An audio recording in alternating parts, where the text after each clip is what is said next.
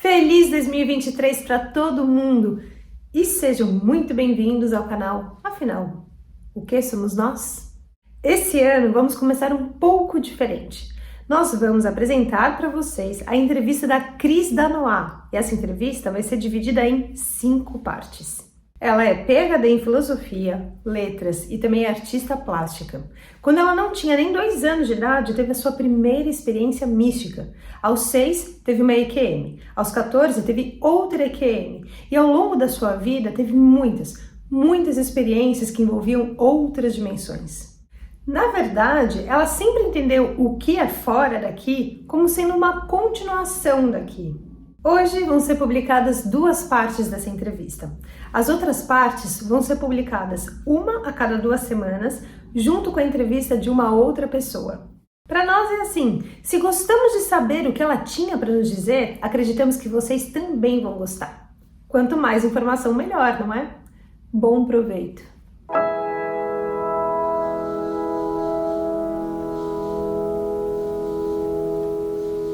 Cris, boa tarde. Muito obrigado por você aceitar compartilhar conosco do canal Afinal que somos nós as suas várias experiências de quase morte ou não, né? Queria, por favor, que você nos relatasse tudo no maior detalhe possível. Muito obrigado desde já. É com você agora. Boa tarde, Carlos. Meu nome é Cris Danois. Eu sou PhD em Letras e Filosofia, professora, artista plástica, pesquisadora. E, bom, minhas experiências são diversas e começou bem cedo. Eu comecei entre 6 e 7 anos. Eu fui fazer uma cirurgia de garganta, eu era uma criança sempre com muita inflamação, muitas questões de respiratória e de garganta inflamada, e quando entrei no centro cirúrgico, né, pequena e tal, muito curiosa, sempre muito atenta, olhando tudo, eu fui anestesiada imediatamente, eu saí do corpo, e eu vi aquela cirurgia, vi os médicos, e interessante como a gente vê de cima, isso vai se repetir ao longo de outras experiências, eu não sei, a gente sai e fica de cima e olha, e nem sempre é tão interessante, né, principalmente para uma criança, e eu decidi, né, comer pipoca, vou comer pipoca, tipo assim, esse filme não é muito interessante, vou comer pipoca, e quando eu saí, eu saí do centro cirúrgico e já estava me dirigindo para sair pela porta da policlínica, inclusive era a policlínica de Botafogo, no Rio de Janeiro, e dois seres me pegaram pelos ombros e falaram, não, você não pode ir, e me colocaram, você tem que tomar conta do seu corpo, do lado do seu corpo. E eu fiquei, que coisa chata, mas fiquei obediente, né, e resolvi dormir. E nisso que eu digo assim, resolvi dormir, é como se eu tivesse entrado novamente no corpo, mas eu não conhecia muito esse mecanismo, e acordei com a minha mãe dizendo que eu ia tomar sorvete, eu falei, bom, não teve pipoca, agora tem sorvete, né, então, uma coisa muito boa. E quando eu relatei isso para minha mãe, ela disse que isso não existe, que não era possível, e aí eu comecei a pensar, mas veja, eu tive outras experiências já, então era muito comum, não era tão difícil eu achar que era uma coisa tão absurda eu sair do corpo, porque eu comecei a pensar e fui atrás e me lembrei que com 2 anos, quando eu perdi meu pai, eu saí do corpo, eu estava no berço e eu escutei gritos e tumultos, e eu sabia que alguma coisa estava acontecendo, sabia que era o meu pai, que estava acontecendo alguma coisa séria com o meu pai, porque eu tinha tido uma espécie de aviso na noite que antecedeu esse evento, e eu saí, pulei o berço, eu tenho a sensação de que eu pulei o berço, atravessei de um quarto para o outro,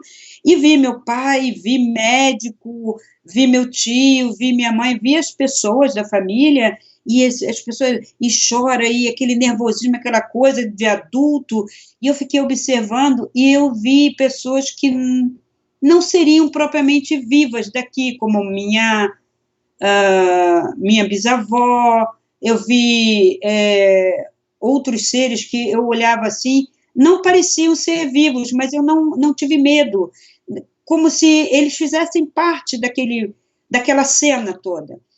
E aí eu voltei para o quarto, porque achei, bom, ele está bem cuidado, porque tinha tanta gente, e eu achei que ele estaria sendo cuidado, eles estavam vestindo a farda, ele era militar, né, piloto da aeronáutica, e estavam vestindo a farda, e eu achei que, vão levar para o hospital, ou seja, alguma coisa assim, que eu devo ter pensado, tipo, tranquilo, e voltei para o berço. Quando eu acordei mesmo de manhã, que eu quis sair do quarto, eu vi que estava trancada a porta. Aí eu falei, trancaram a porta, fecharam a porta, eu comecei a bater na porta, chamei minha irmã para bater na porta, e, bom, a porta só abriu às 3 horas da tarde.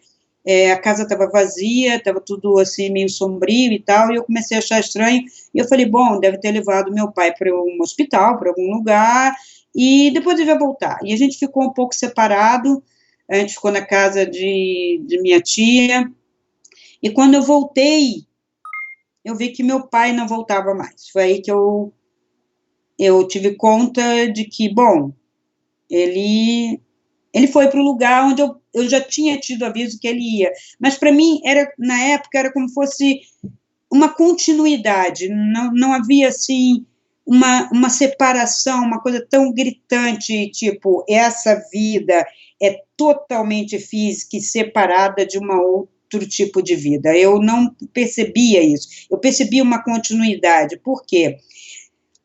Depois da morte do meu pai, eu aprendi a ler com um ser que não era daqui. Eu era muito curiosa, eu ficava no escritório do meu pai e ficava olhando os livros, e esse ser apareceu e perguntou, você quer saber, ler o que está escrito? Sim, quero. E eu aprendi a ler com 3 anos de idade com esse ser. E quando minha avó descobriu, eu já estava lendo, que minha avó, depois da morte do meu pai, foi morar conosco, né, para ajudar minha mãe, nós éramos em 3, né, 3, eu, minha irmã e meu irmão, e quando a minha avó se deu conta, eu já estava lendo, eu já estava contando, fazendo multiplicação com 3 para 4 anos de idade, e a minha avó que falou, tem que colocar sua filha na escola logo, que ela já aprendeu a ler. Como, não sei.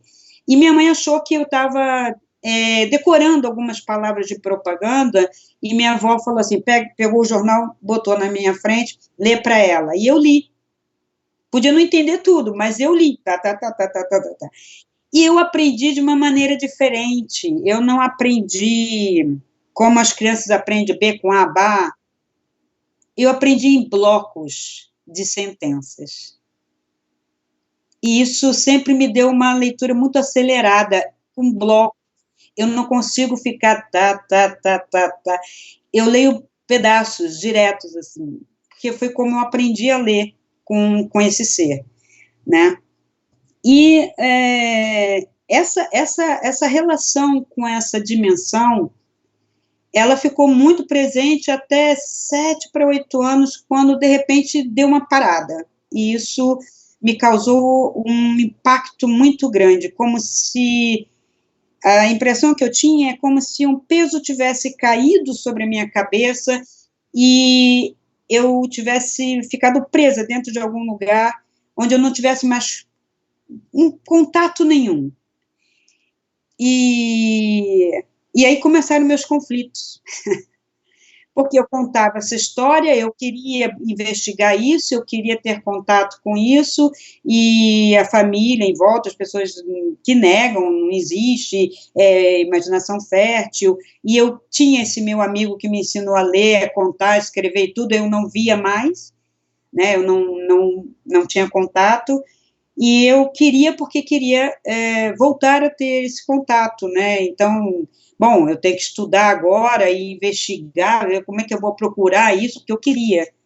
Os conflitos foram se sucedendo, e aos 14 anos eu tive uma crise muito grande de depressão, por não ser entendida, por inadequação, conflito na escola, porque eu estava bem na frente, né, de outras crianças, porque acabou que eu fui pulando anos, né, da escola, e eu entrei com 9 anos, 8 anos para 9, no primeiro ano ginasial, na época, então isso dá uma diferença, porque na criança, há 2 anos de diferença já te discrimina, não quero brincar contigo, você é bebê, eu sempre tive o apelido de bebê, inclusive na família, até hoje eu falo, bebê, você é muito bebê, como se eu tivesse muita fantasia, fosse muito criança. E aos 14 anos eu tive uma crise muito grande, nervosa e tal. Eu via minha mãe sempre tomando algumas coisas, eu fui tomar para me acalmar, mas não deu muito certo. Eu deitei no sofá e pensei assim: bom, agora eu vou ver se eu consigo, tipo, chamar a atenção desses seres que eu quero alguma, sabe, algum contato, alguma resposta, alguma coisa. Eu deitei, mas o meu corpo começou a ter uma reação estranha, eu comecei a ter, como se fosse uma convulsão, mas não era, meu corpo começou a se retesar, a tremer muito, aí minha mãe, minha irmã viram no sofá, meu irmão, me chamaram no hospital da aeronáutica, eu fui atendida, e eles me deram um calmante, no que me deram um calmante, eu apaguei.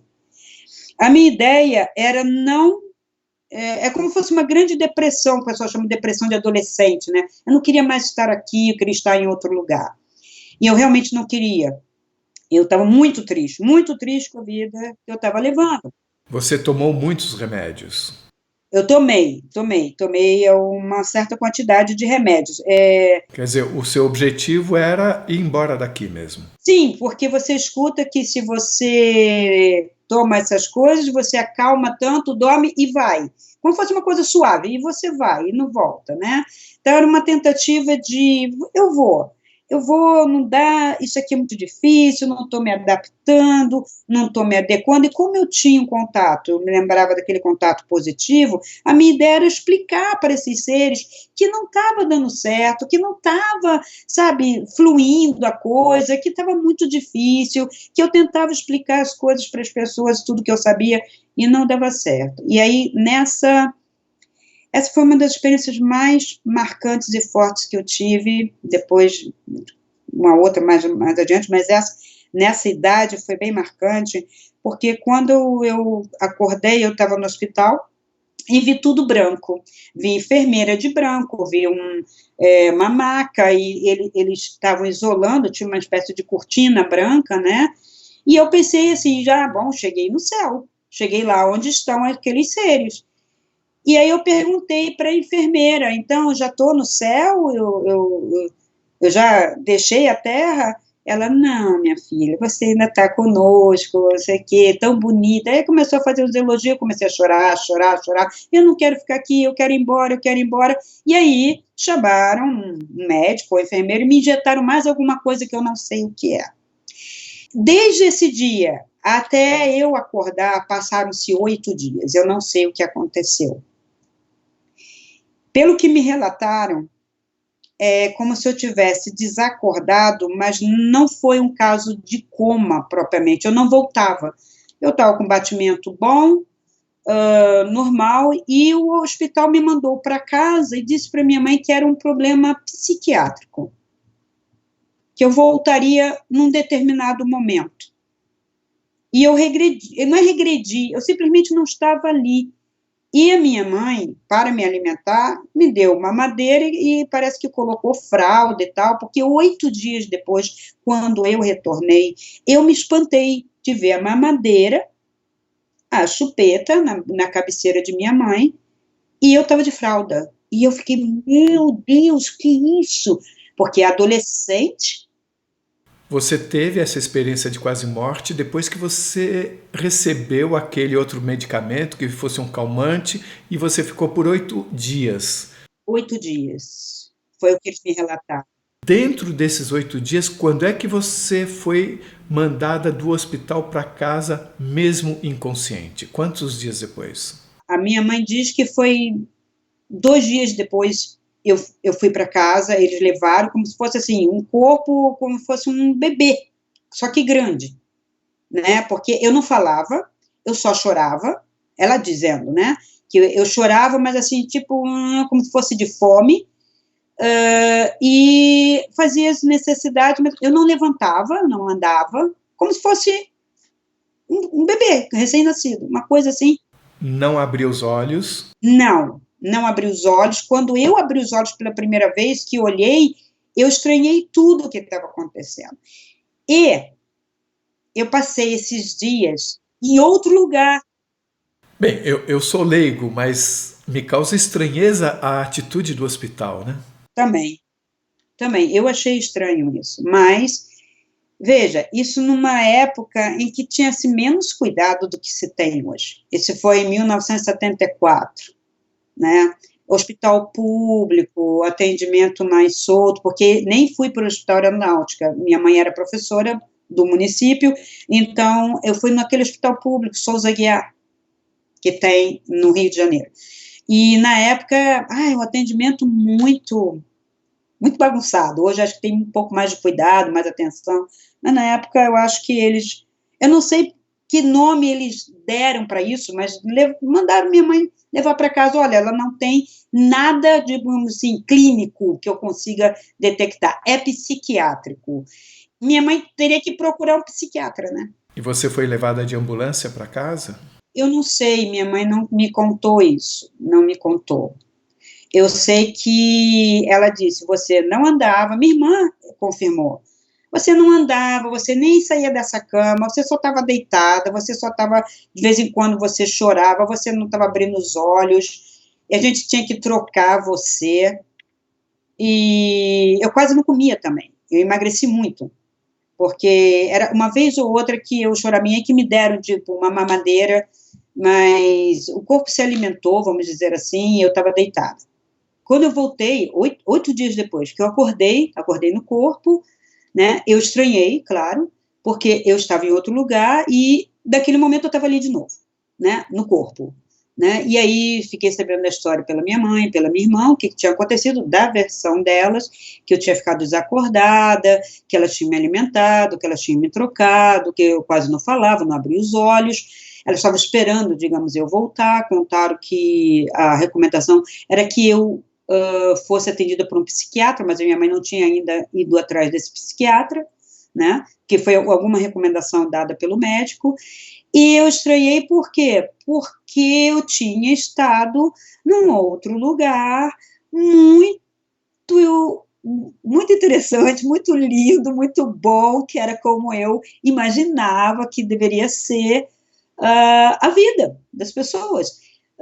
Estudando, aprendendo, então como se tivesse escolas, não era como a escola que a gente tem aqui, não era como eu estava na escola, tudo muito luminoso, tudo muito claro, muito limpo, e uma coisa que me chamou muita atenção é que não tinha quadro negro, que a gente estudava no quadro negro, eram telas como se fosse transparente, e elas apareciam de acordo com o que a pessoa que estava ensinando queria. Então, ela levantava, aparecia a tela, e como hoje a gente tem uma espécie de touchscreen, na época eu achei aquilo muito normal, e ele ia tocando, as coisas iam aparecendo, os conceitos, e nunca era um ensinamento, vamos dizer, as palavras são tão difíceis, como se fosse estanque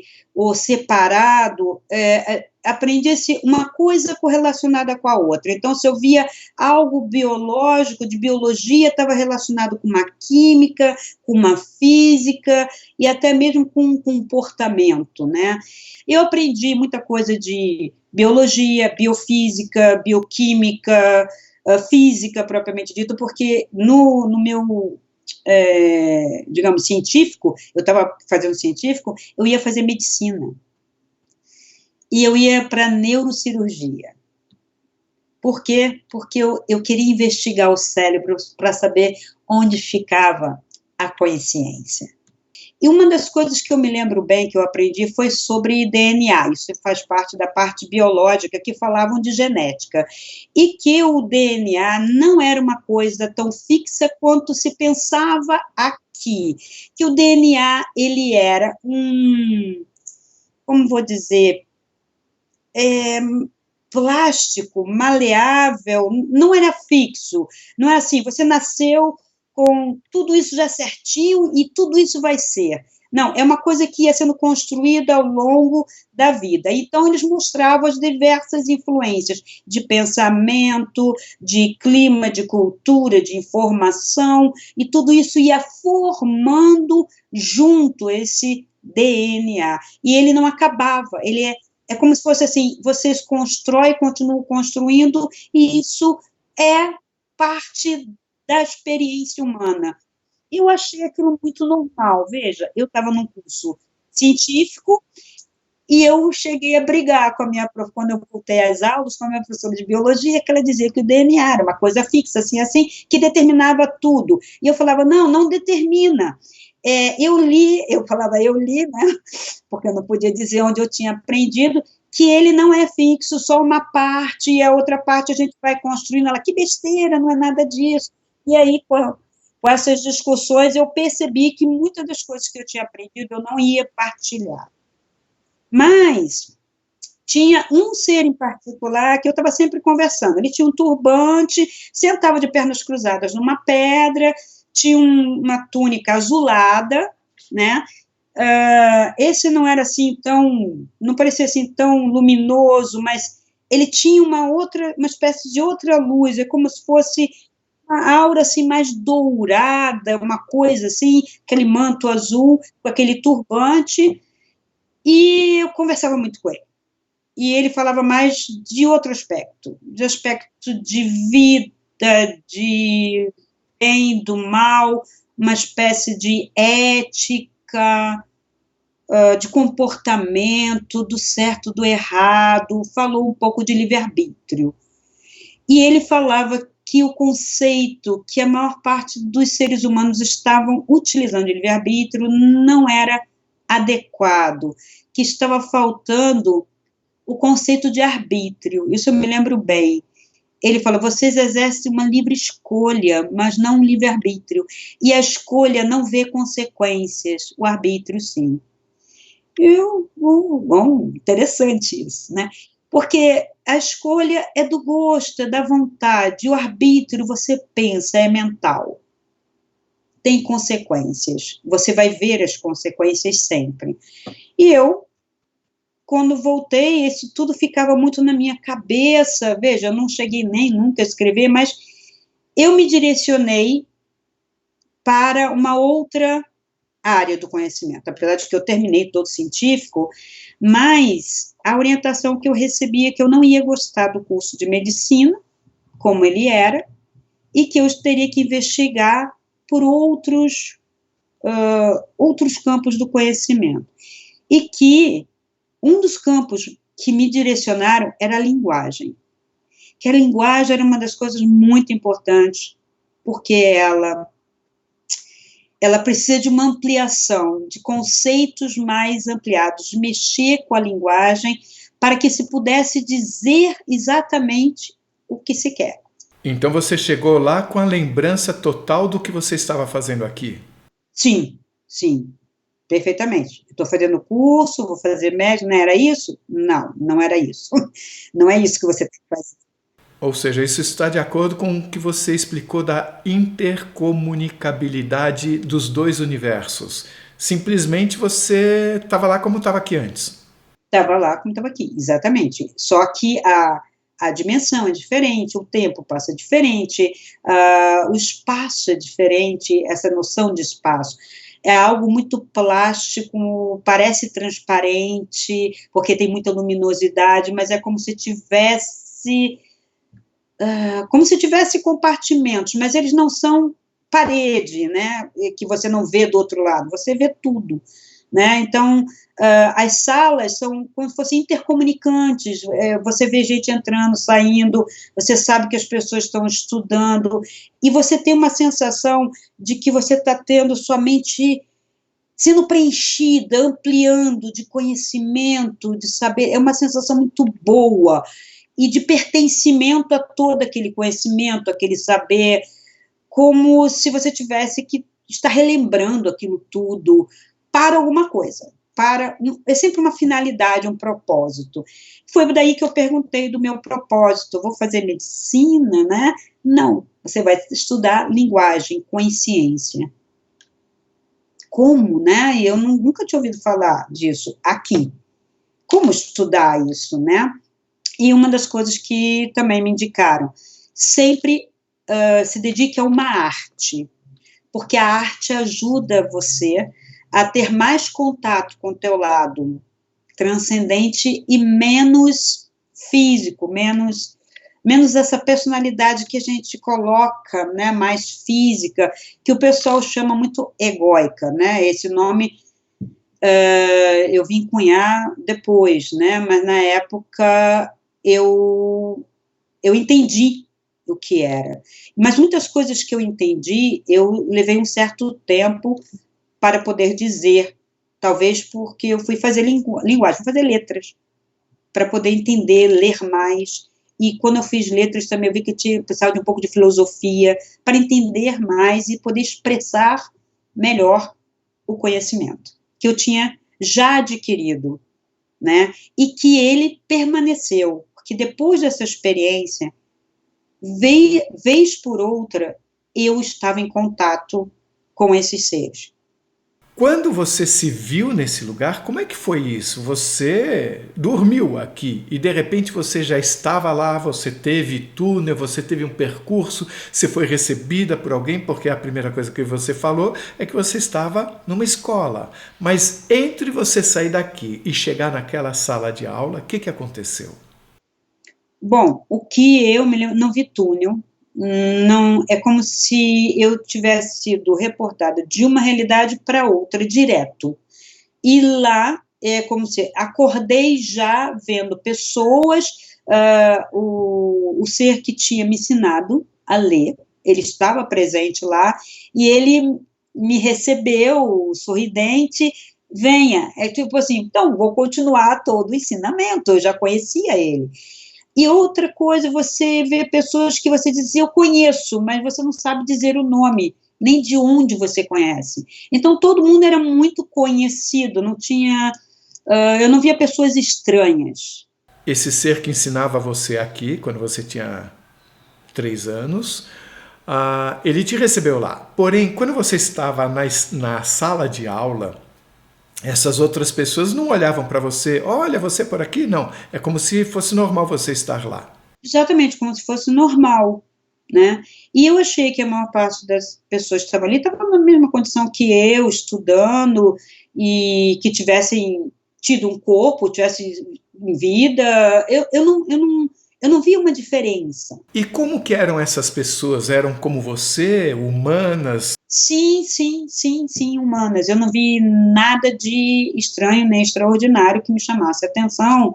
Você não viu ninguém voando, você não viu seres com características ligeiramente diferentes, como sendo muito mais altos? Olha, pelo fato talvez de eu ser nova, a altura era meio que, porque eu sempre fui muito baixinha, eu acho que eu sempre tive uma noção de que os outros são sempre muito mais altos do que eu.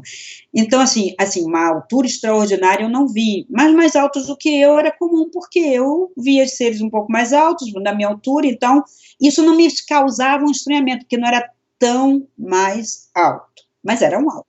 E você pode detalhar como é que era essa sala de aula? Você falou da tela, que não era um quadro negro, mas estavam em carteiras, estavam numa posição típica de aula? Não, era o que lembra hoje um anfiteatro, uma coisa assim, meio meia-lua, e os seres sentavam, assim, como se você pudesse sentar ou não, você não tinha um rigor de você vai assistir sentado, você vai assistir em pé, ou você vai ter uma carteira, porque você não escrevia nada, você absorvia aquilo, isso é fato. Você ia absorvendo, eu não tive dúvida, não sei se alguém tivesse dúvida como seria, mas era uma coisa que vai indo paulatinamente, como se você fosse recebendo na medida que você consegue entender. E a roupa, como é que era? Sua, dos colegas, dos professores? Tudo muito igual, parece todo mundo de túnica branca, não sei, porque parece muito luminoso, muito pouca diferença de cor nas roupas, mas fora desse espaço, vamos dizer, de escola, via-se campo, via-se praia, via-se céu. O céu muito claro, quase podia ver azul, mas não, era bem, como se fosse uma coisa bem, aquele azul bebê, bem claro, bem, como fosse assim, como fosse infinito aquilo, sabe, uma coisa assim, uma sensação de infinito, não tinha uma cúpula, um teto, não tinha, é como quando a gente olha para o céu, era uma coisa assim. E você via essa natureza através das paredes da escola ou você andou por fora da escola também? Eu andei por fora da escola. Eu achava que a escola era de vidro, vamos dizer assim, que não era como parede de concreto, era de vidro, você olhava, você via lá fora, e quando você saía, ficava tão nítido quanto quando você estava dentro da escola. Então, você andava por esses lugares como se fosse, como que eu vou te dizer, como se fossem lugares de estar, onde você fica pensando, absorvendo aquilo, há grupos que conversam sobre determinada coisa, você chega, você vê se tem afinidade, se não tem afinidade, você sai, vai procurar um grupo de acordo com aquilo que você quer saber mais. Eu me interessava muito pela questão do tempo, da consciência, não sei porquê, mas eu sempre ficava com o meu tempo, eu estava sentindo o tempo, não estava sentindo o tempo, o que é o tempo? Eu perguntava, e a maneira como me explicava eu não conseguia entender na época, mas eu achava interessante, e a única coisa que eu me lembro que eu gravei, onde você está, o tempo é diferente. Aí eu falei, então tem diversas maneiras de tempo, diversos tipos de tempo, não, maneiras de se perceber o tempo. Tá. Eu não questionava, então é assim. Mas o acesso ao passado e ao futuro, foi falado alguma coisa sobre isso? Nesse momento, não. Nessa idade, eu não tive esse acesso. As pessoas que você via na classe tinham a mesma idade de você? E de que forma você se sentia tendo a idade de 14 anos? Não. Eu sabia que em vida eu tinha 14 anos aqui.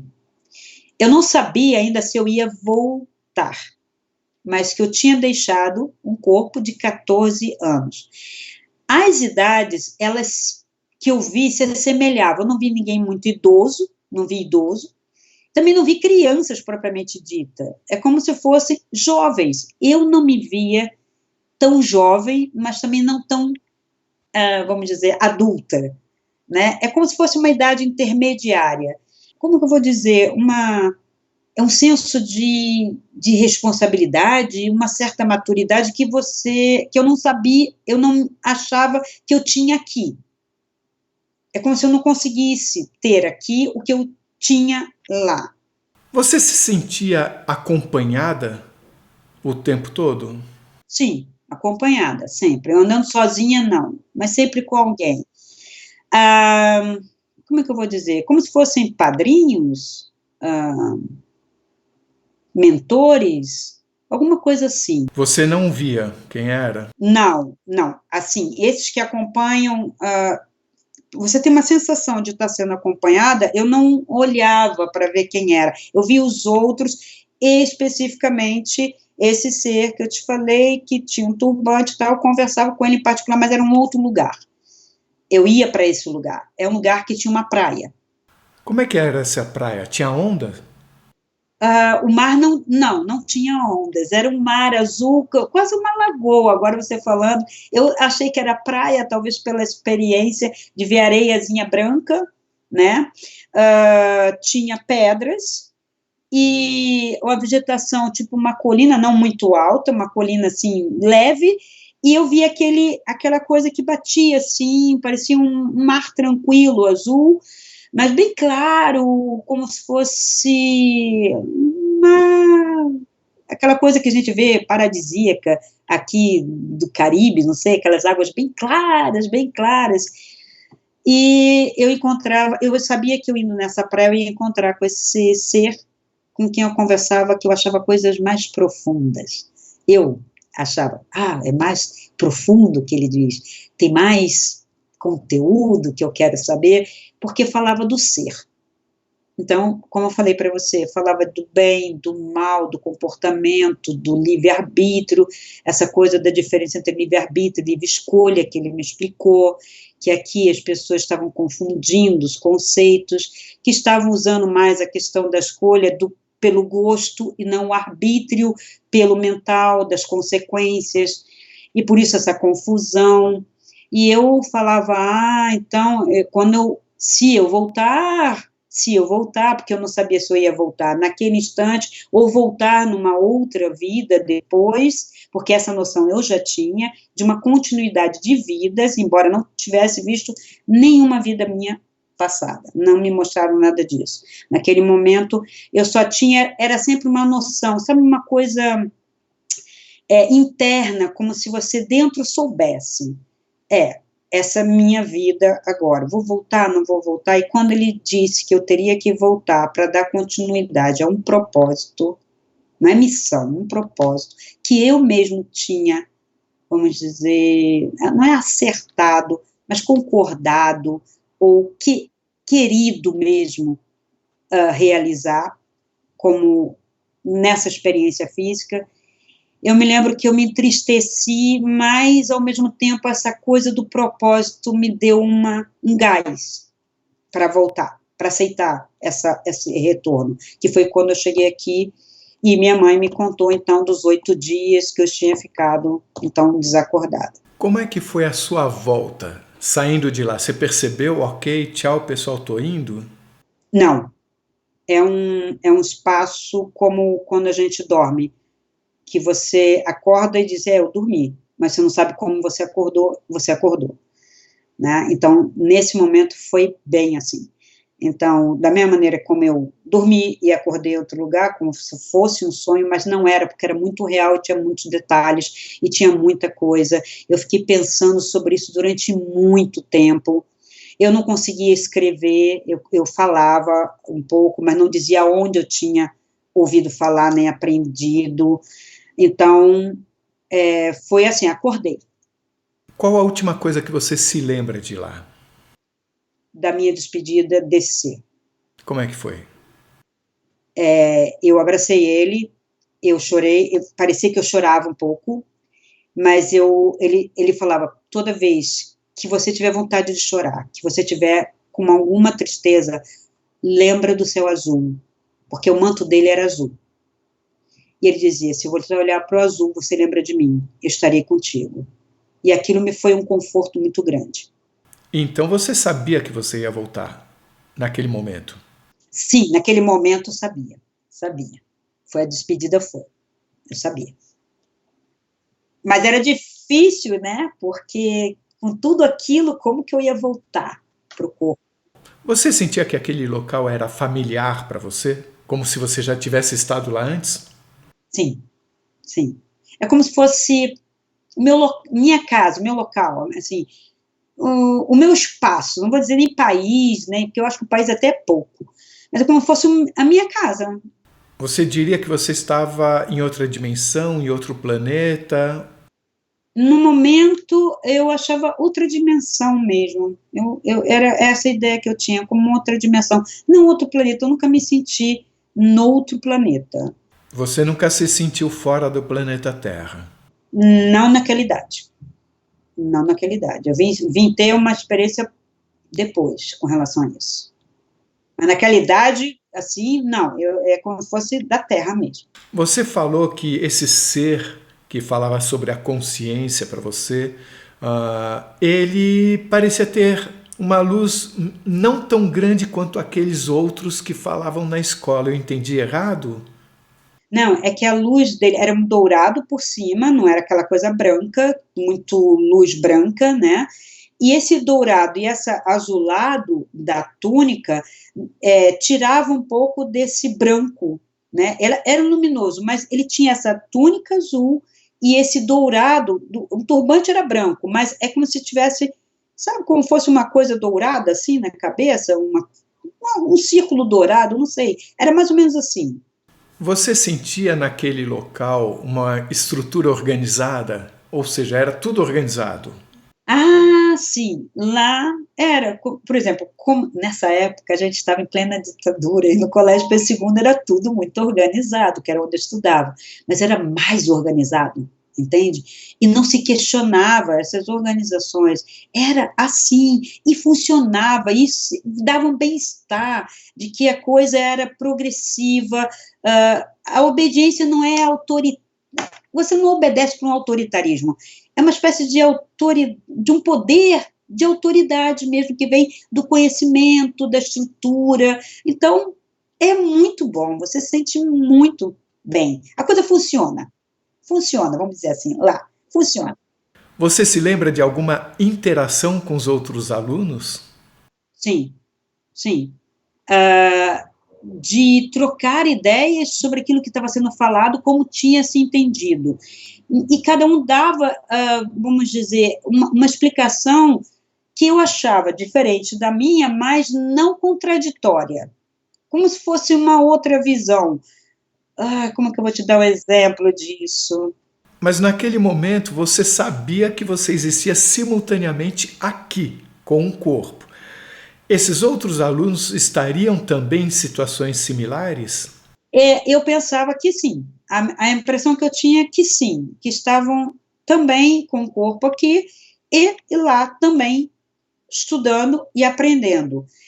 Alguns eu tinha a impressão de que não estavam com o corpo aqui, que eram pessoas que estavam lá, só sempre lá, não teriam corpo aqui. E essas pessoas não estavam nesse grupo específico de aprendizado, mas estavam por ali, andavam por ali. Você falou que você sentia que havia uma organização estruturada ali. Nesse sentido, esse ser que tinha a volta dourada aqui, como é que você colocava? Ele estava acima ou abaixo em termos de, não sei como dizer, nessa estrutura organizada ele estava acima ou abaixo desses outros seres que você só via uma luz branca em volta deles? Eu considerei e sentia mesmo ele acima, como quando você aqui acha que é o diretor da faculdade, tal, o reitor, né? É como se ele fosse acima.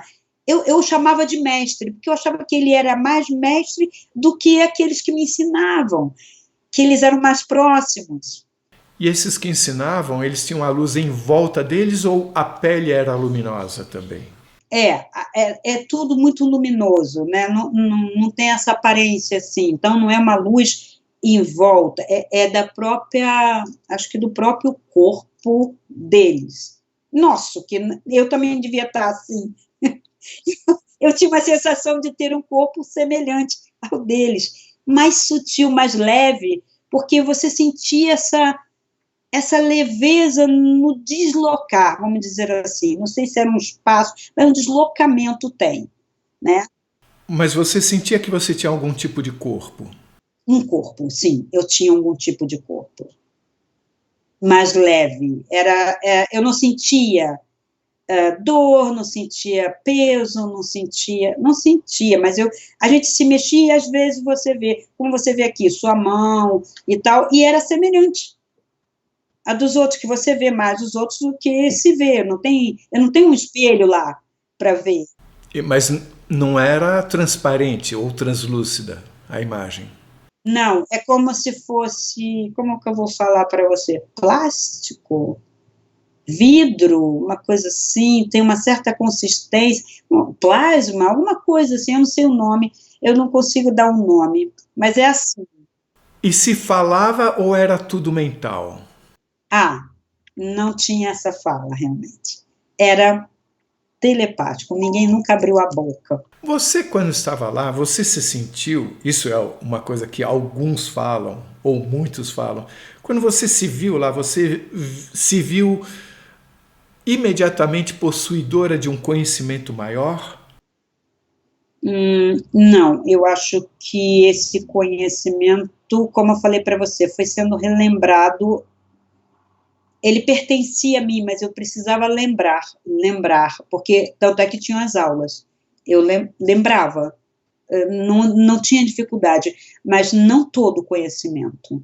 Mas eu achava que tinha mais coisa ali para saber, que eu iria galgar para saber mais. Eu pergunto isso porque tem um médico norte-americano, Eben Alexander, que teve, neurocirurgião inclusive, teve uma EQM, e ele diz no livro dele uma frase que nem é dele, em que ele explica que o cérebro é como uma espécie de tela que nos impede de saber mais do que nós precisamos saber para ter essa experiência aqui na Terra. Não deixem de assistir a segunda parte da entrevista da Cris Danois, onde ela nos conta outras experiências místicas, como quando teve um derrame pleural, uma crise hipoglicêmica, e também conta pra gente sobre como foi vivenciar a bilocalidade, ou melhor, a trilocalidade. O link tá aqui em cima. Clica lá correndo, dá aquela conferida, você vai gostar. E se você gostou desse vídeo, por favor, se inscreva no nosso canal, dê muitos likes, faça comentários, compartilhe com seus amigos, toca o sininho que você sempre fica sabendo assim que chega vídeo novo. E se você tem alguma dúvida ou passou por uma EQM e gostaria de compartilhar a sua história com esse mundão, por favor, nos escreva. O nosso e-mail é afinal-o-que-somos-nós@gmail.com. Essa é uma nova fronteira do conhecimento humano. Vamos juntas atravessá-la?